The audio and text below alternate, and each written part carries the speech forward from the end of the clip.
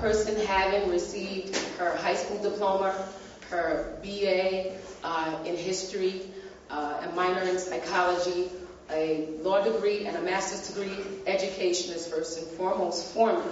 I think 10 years ago, and maybe 20 years ago even, Roselle school systems were not in the position or at the level that they are. And I think that it is an issue for every person that is here, whether you are a senior citizen or whether you are a student yourself, and everyone else in between. It takes a village to raise a child. And as I was discussing this issue over the weekend with a few residents, I started to think about the older people and some of the middle-aged people that took interest in me.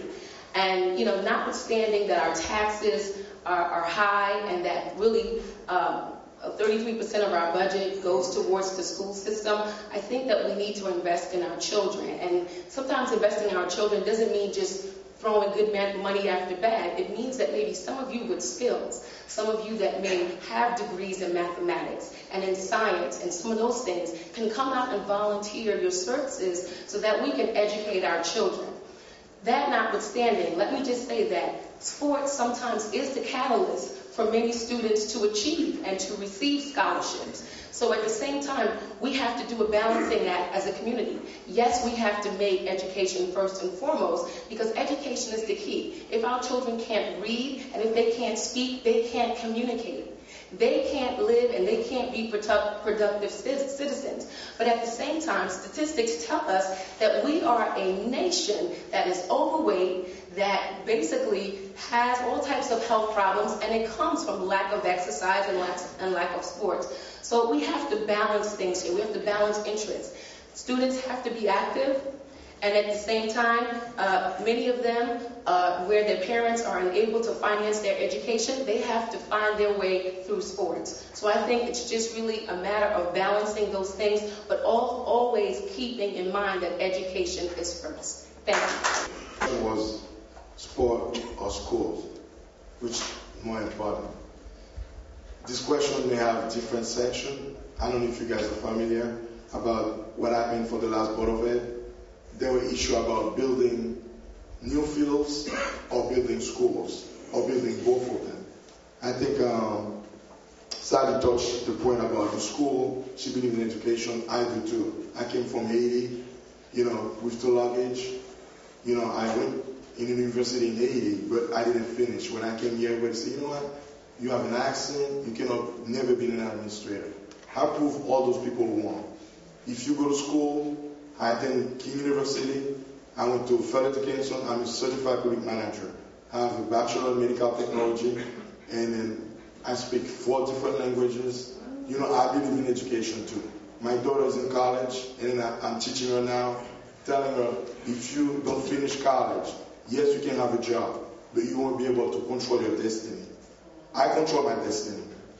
I was working here, and then I didn't like what I was saying. I applied for another job, and I'm making more money.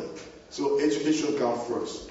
But the other section of that question, it's regarding building a school or field to the municipal portion of the town.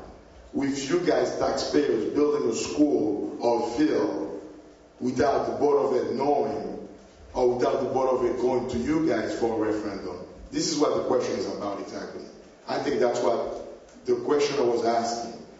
School or sport, because they were worried that we wanted to spend $21 million to renovate 2 fields and then to build a kindergarten building. We got the county right here. The park is in the first ward. We're not even using that. We got schools from all over the state coming here at Waninko Park and using our field. Why do we need to spend $12 million to build a new field? We don't need that.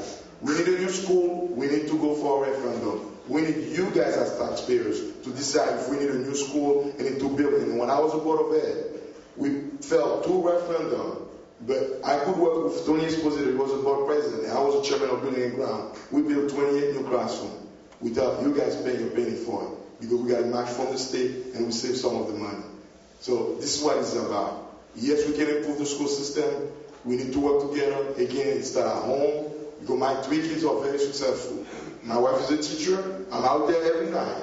but she's at home with them. She makes sure they do their homework. She makes sure they follow up. She makes sure that when I get home, if things not done, I reinforce. But that's what it's about. It's about education, family, and the community. Thank you. What are your plans for tax reduction or stabilization? Again, what are your plans for tax reduction or stabilization? Mr. Albert. Like I said at the beginning, I'm not coming here to tell you I'm going to reduce your taxes. Anybody who said that, you believe in them, you know you're fooling yourself. The way I start that question, if you have a budget for $35 million, the $35 million is accounted for your police, for your fire, for your DPW, for your health department, for your building inspection, for the zoning board, the zoning department, all those departments. At the end of the day, you don't have no room to decrease taxes. The 35 is already there. So every year or every time you sign a contract, you have to increase because you're paying for raises. The cost of life is higher. Now DPW is spending more money because of price of oil, energy is high. Like you're paying at home, it's the same thing for the Borough Council. They're paying more money also. They may have a reduced rate, but you're still paying a lot. So that 35 million is going to stay there. So what can you do to help the resident? It's what I studied almost 5 years ago. You bring more businesses here. You know, if you look at the First Avenue project, there are about 17 new businesses that came to town. It's a strip mall. You bring in businesses to town. It's not easy to bring business to town because you're competing.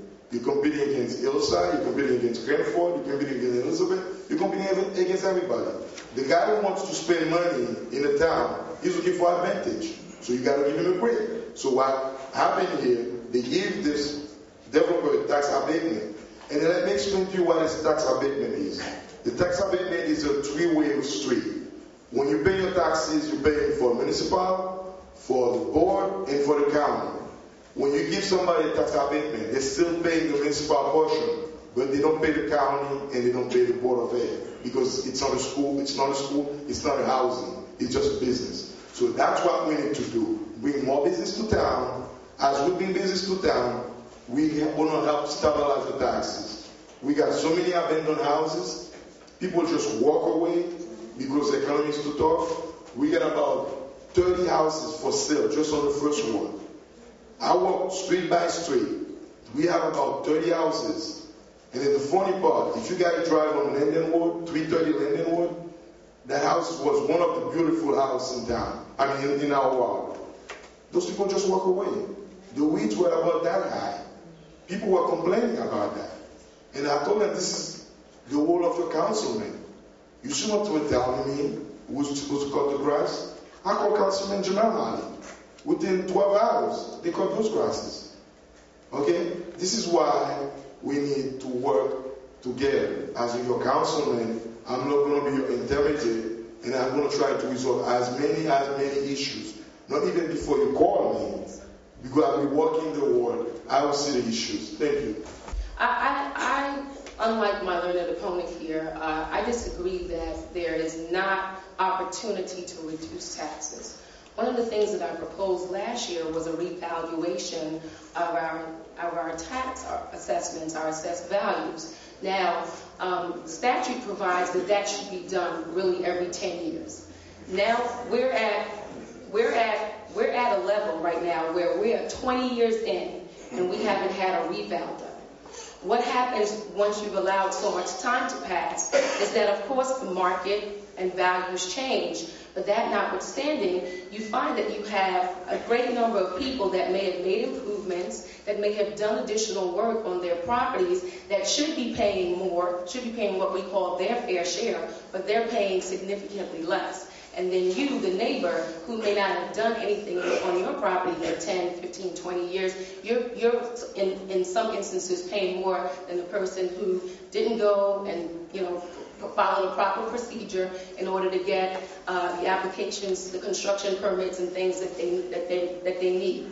So in essence, what we have right now is we have a skewed tax rate because we haven't done a reval in 20 years. What happens when you have a skewed tax rate is that you allow or you provide the opportunity for commercial businesses, because they're the ones with the deep pockets, not you, not I. You provide them with the opportunity to go into court to appeal their tax bills.